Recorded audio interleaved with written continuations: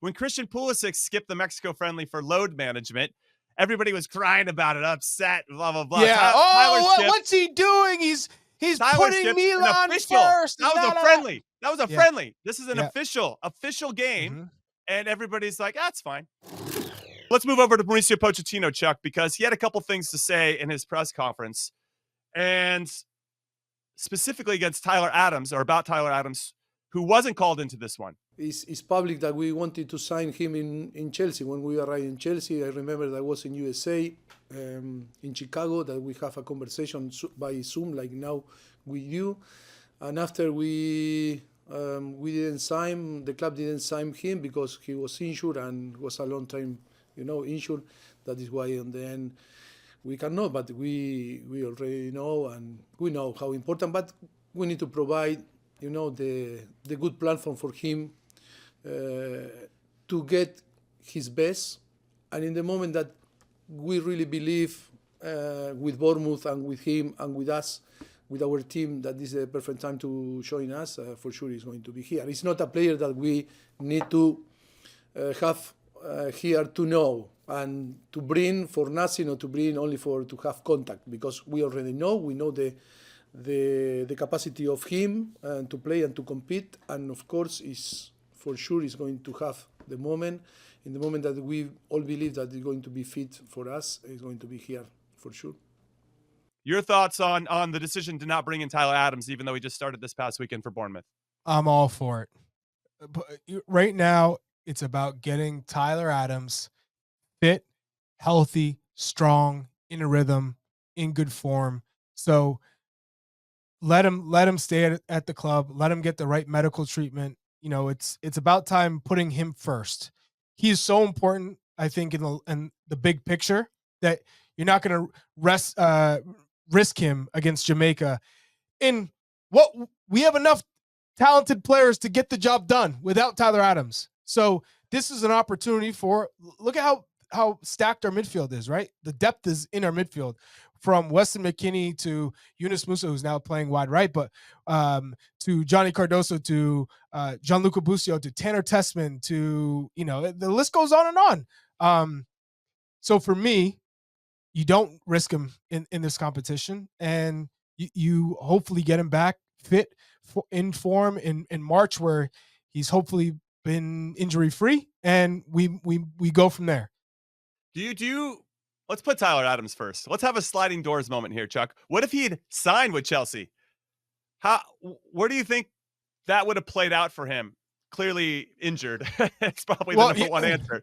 But him next to Moises Caicedo is something I wouldn't mind seeing, by the way. That would have been pretty sick partnership there, holding it down in midfield for Chelsea. Didn't Moises Caicedo come after the fact when? Yes, he did. So maybe he would. We don't know Moises Caicedo would have went there because he could have gone to Liverpool, right? That's true. And once Moises Caicedo went there, then we were all saying, don't sign for Chelsea. They have Enzo Fernandez already there with Caicedo. You had all these big names. It didn't make sense for him to go to Chelsea at that time. Not to say that he wouldn't have eventually shined through and been one of the starters in that team, or at least been in the constant rotation. But I'm glad he went to Bournemouth. I think he, obviously when he's fit, he's a starter on that team. And that team, the way they played against Manchester City, if they can bottle that up and play every week like that, this team will be in the top half of the Premier League. So I think he made the right choice in the end, because we're always talking about our players being put in the right positions, right? The right situations, a coach that trusts them, but also a place where they're going to play.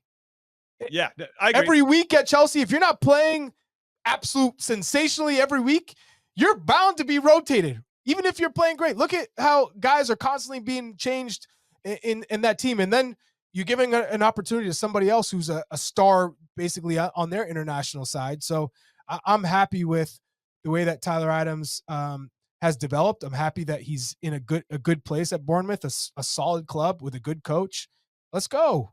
I also like that there's some type of, when I think about Tyler Adams, I think about him trying to punch above his weight, right? A real underdog. I'm gonna prove to the world what I'm about. Not to say he couldn't do that at Chelsea, but if you embody that and you're already on a team that's awesome, then you come off as a little bit of an arrogant villain, I feel like. But if you play for Bournemouth, then it's like, oh, he's punching above his weight. He's trying to hold his own with the very best. I don't know. I guess that's a situation I would prefer to see myself in, knowing you get more time, right? And you get to play more minutes. And of course, him playing with Chelsea and the world's best players. But all right, we got our regulars in here, which I'm hyped about in the comments. Cole Tripp, Life of Bry, Jahir Vasquez, Gordo. Okay. Rolling with the hypotheticals. Come on, Gordo. I'm not just rolling with the hypotheticals. I'm spitting facts. I'm spitting my truth, right? Anthony Tharp as well. I appreciate all you guys, but hey, we can all agree that Bournemouth was the right club at the right time for Tyler Adams at this point. Because think about it, he was playing in Champions League with RB Leipzig. And then from there, maybe started to come down a little bit, and Nagelsmann leaves, and he ends up going to Leeds with Jesse Marsch, which we all thought was great. But they get relegated, he gets injured, and I think this is the best move from that situation. Okay, but also Tyler's only 25. Right. And we could argue he's still got one more step. Big move. Yeah. One big move. If he had gone to Chelsea and he wasn't playing a lot, he most likely would have had to take that step back to a Bournemouth to then potentially make that next move. And he might have ran out of time, right? Because he might have put in a couple of years at Chelsea, and then now he's 28, 29, trying to make that step back to go forward again.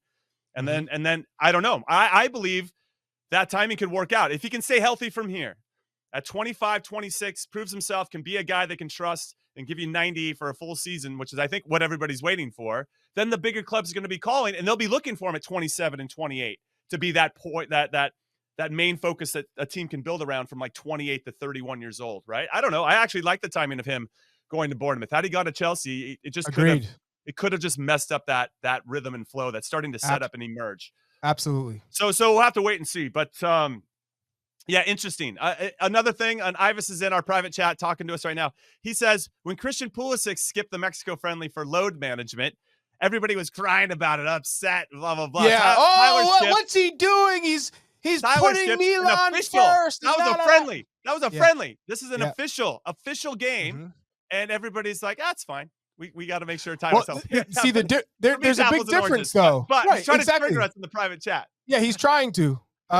He succeeded in the next segment, but right now we're talking about Tyler Adams in his injury history, right? This isn't load management. This is trying to protect an asset. This is career management. Just coming back. He's been out a long time. So given that, Pochettino even said, I don't need to see Tyler Adams play. He doesn't need to prove anything to me. I know what he means to the country, to this squad, and I know his quality. So let's just hope that Tyler can continue to make progress and get back to playing 90 minutes each week. Once he's there, hopefully come March, we don't have to worry about Jack, right? Nations League, they got to take care of business against Jamaica first, but that's what we're all hoping for, and that's what we're expecting.